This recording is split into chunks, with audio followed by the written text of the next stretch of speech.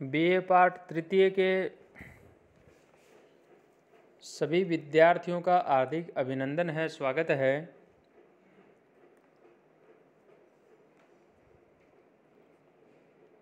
जैसा कि आप सभी को पता है कि नीति शतकम जो पुस्तक है उसका हम अध्ययन कर रहे हैं और इससे पहले आप जो है 35 नंबर पद्य है यहाँ तक अध्ययन कर चुके हैं और आज इस ई क्लास के माध्यम से हम 36वां नंबर जो पद्य है उसका हम अध्ययन करेंगे। यहाँ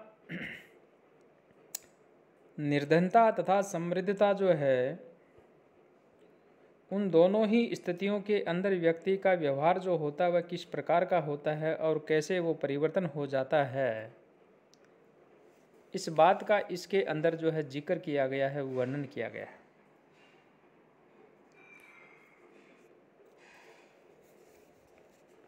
मैं बीच में कोई बहुत ज़्यादा भूमिका नहीं बांधूंगा क्योंकि समय कम रहता है, लेकिन आपको विदित होगा कि 1 सितंबर 2021 से सभी सरकारी महाविद्यालयों के अंदर 50% बच्चों की उपस्थिति के हिसाब से कॉलेज जो है महाविद्यालय जो वो खुल रही हैं। अतः 1 तारीख के बाद में हम जो है ऑफलाइन क्लास है वो भी लेंगे और समय रहा तो हम ऑनलाइन क्लास है वो भी लेंगे।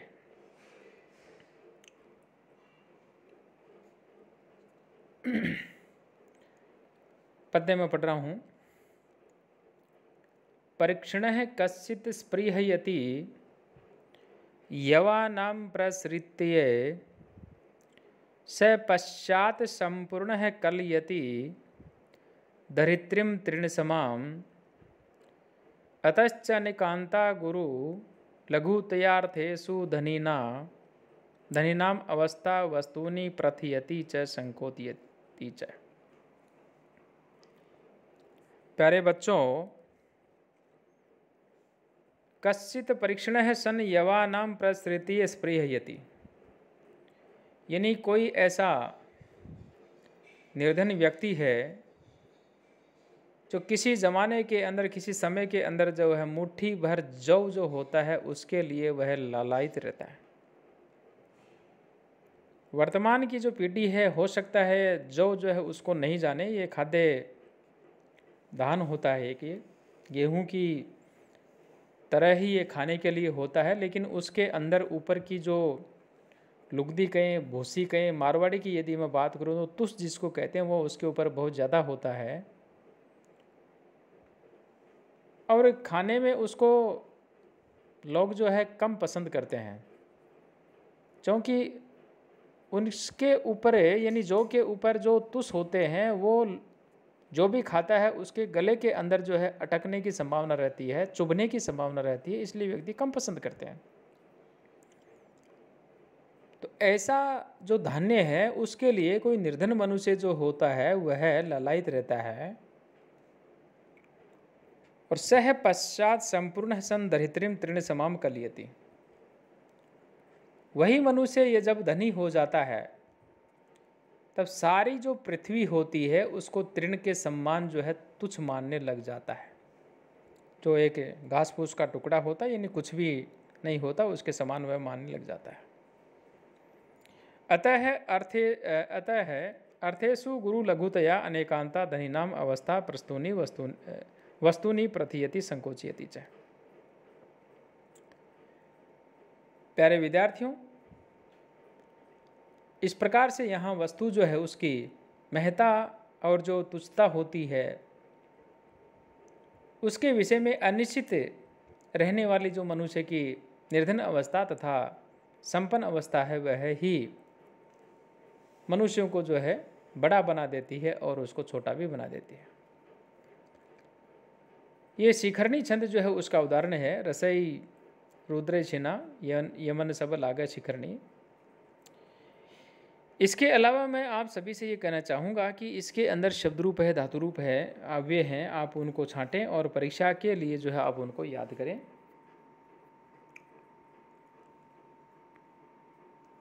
अगला जो पद्य है यहाँ पर आया, राजन दुदुक्षसि यदि क्षिति धेनुम एनाम तेनादे वत्सम इव लोकम अमुम पूषाण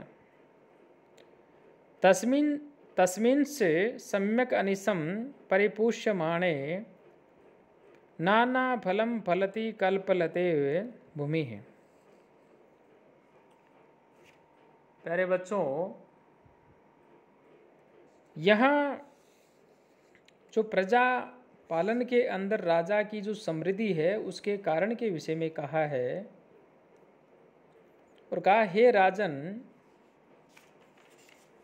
यदि एनाम क्षिति धेनुम दुदुक्षसि है, यदि आप इस पृथ्वी रूपी गाय को दूहना चाहते हो तरही तो तेन अदे अमुम लोकम वत्सम इव पुषाण है। तो आप ये जो प्रजाजन हैं, इन प्रजाजनों का बछड़े की तरह पालन करो। तस्मिन् च अनिसम परिपुष्यमाणे भूमि ही कल्पलता इव नाना फलम फलति। उस प्रजा के ठीक तरह से परिपालित होने पर यह जो धरती है यह भी कल्पलता की तरह जो है अनेक प्रकार की समृद्धि जो है वो आपको प्रदान करेगी। वसंत तिल का जो छंद है उसका ये उदाहरण है और इसका इसके अंदर जो प्रयोग किया गया है।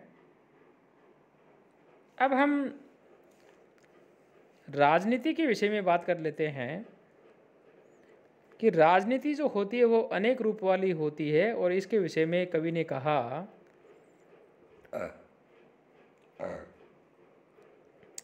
सत्यानृता च परुषा पीर्यवादिनी च हिंस्रा दयालुरपि चार्थपरा वदान्या नित्यवया प्रचुर नित्यम धनागमा च वारांगनेव नृपनीतिर अनेक रूपा।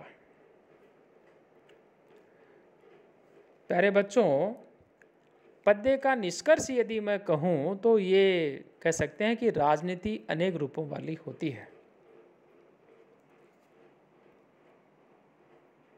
जैसे क्वचित सत्या अनृता च, यानी कहीं जो राजनीति होती है वह सत्य कहने वाली होती है, बोलने वाली होती है, और कहीं जो वह अनृता च यानी असत्य कहने वाली भी होती है, असत्य भाषणी भी होती है। परुषा प्रिय वादिनी च, और कहीं वह कठोर और कहीं जो है वह प्रिय वादिनी यानी मीठी या मृदु भाषणी जो है, मृदु भाषणी या मीठी बोलने वाली भी होती है। हिंस्रा दयालु अपि च अर्थपरा वदान्या, कहीं हिंसक तथा कहीं दयालु और कहीं जो है वह स्वार्थ तत्पर जो है और कहीं अन्य जो है वह वदान्य है यानी उदार होती है, दानदाता होती है। इस प्रकार से वारांगना इव नृपनीति ही अनेक रूपा भवति।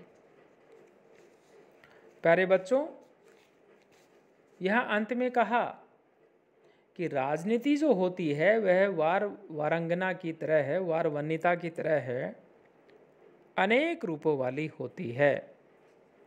मैंने आपको इसकी पीडीएफ पहले भेजी है, आप सभी ने शायद इसको पढ़ लिया होगा, नहीं पढ़ा तो आप पढ़ें। और उनमें तमाम बातों का जो है उसके अंदर जो है जिक्र किया गया है। चूँकि हमारी एक मर्यादा है, हम सारी बातें यहाँ नहीं बता सकते, और यदि बताएं तो इतनी 15-20 मिनट की अपनी जो ये क्लास होगी और इसमें अधिकतम कोई 2-4 पद्य पढ़ पाएंगे। इसलिए आप PDF जो हमारी यानी मैंने जो PDF फाइल आपको भेजी है उसको आप अवश्य पढ़ें।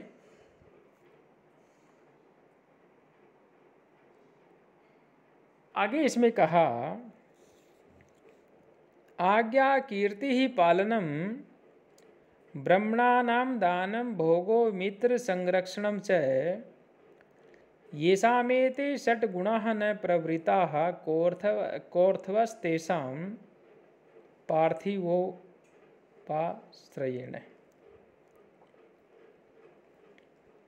यहाँ पे कहा कि गुण संपन्न राजा जो है उसकी सेवा, उसके संदर्भ में कहा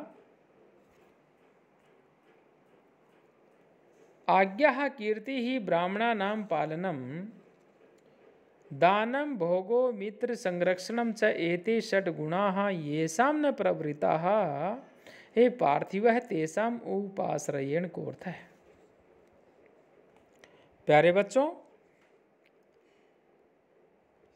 यहाँ कहा कि जो आज्ञा है, आज्ञा कीर्ति ही ब्राह्मणानां पालनम, आज्ञा का उल्लंघन जो है वह नहीं होना चाहिए। कीर्ति का मतलब यश से है और ब्राह्मणानां पालनम यानी जो ब्राह्मण है उन ब्राह्मणों का पालन। दानम भोग है मित्र संरक्षणम च,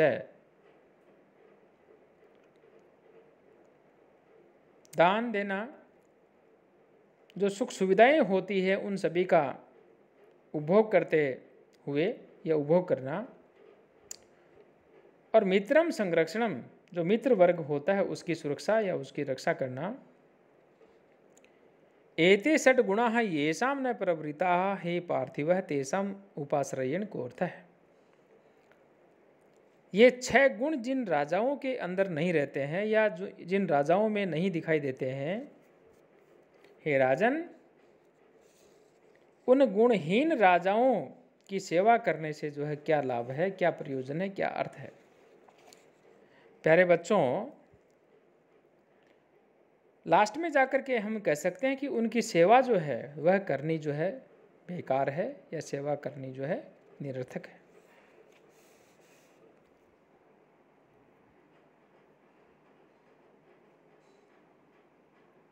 यहाँ इस पद्य के अंदर जो है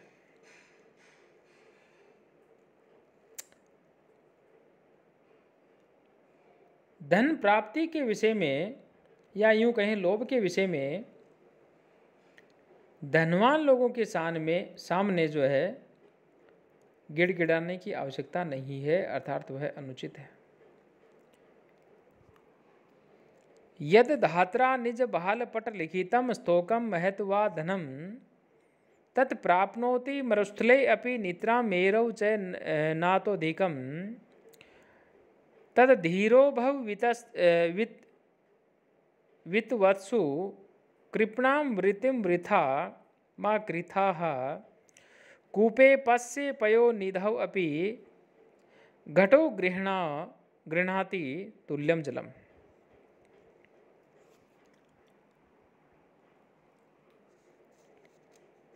धात्रा स्तोकम महत्वा यत धनम, यानी विधाता के द्वारा थोड़ा या ज़्यादा जो भी धन है उस धन के विषय में कहा निज बहाल पट लिखितम यत तत् जन मरुस्थले अपि निद्राम प्राप्नोति। जो भी भाग्य के अंदर धन लिखा हुआ है वह धन